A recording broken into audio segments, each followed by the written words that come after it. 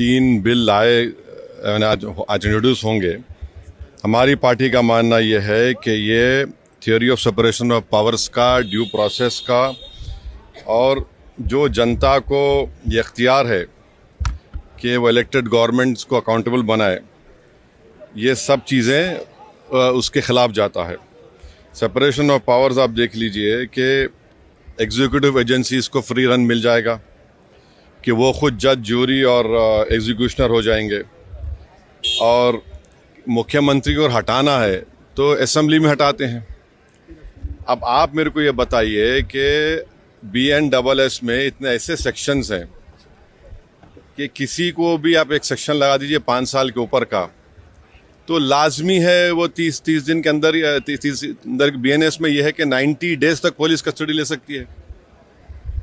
तो ये मेरे ख्याल से ये 1930 का गेस्टापो मूवमेंट हम भारत में देख रहे हैं कि जिस तरह वहाँ जर्मनी, उस वक्त के जर्मनी में गेस्टापो को बनाकर एक पुलिस स्टेट बना दिया गया।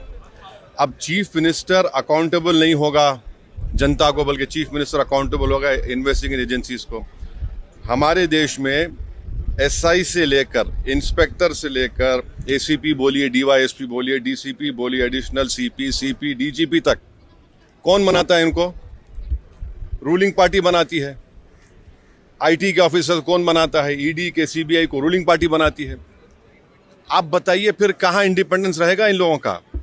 आप कैबिनेट के 6-7 लोगों को केस लगाइए, 30 दिन डालिए अंदर जेल में, गवर्नमेंट गिर गई उनकी।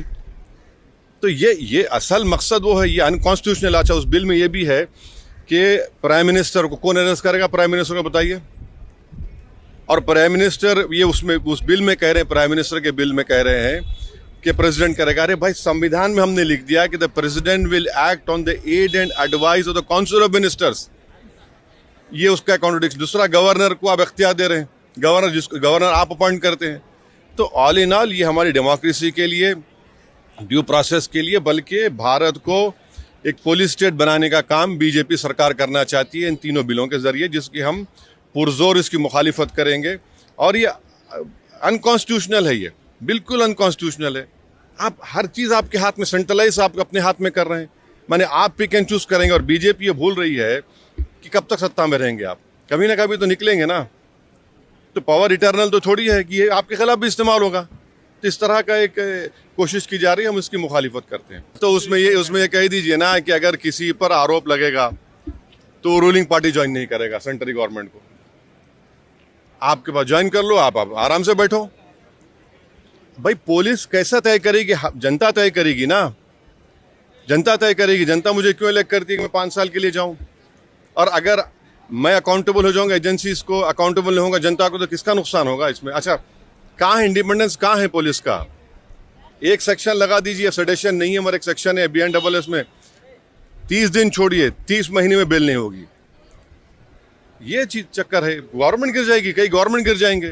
तो जितने अपोजिशन पार्टीज के जो चीफ मिनिस्टर्स हैं, जो उनके पार्टीज हैं, उनको तो इसका पुरजोर मुखालिफत करना चाहिए, वरना तो फिर बारी बारी सब जने जाएंगे अंदर। सर, जन सुनवाई के दौरान दिल्ली की मुख्यमंत्री हाँ, मैं इसका कंडेम करता हूँ।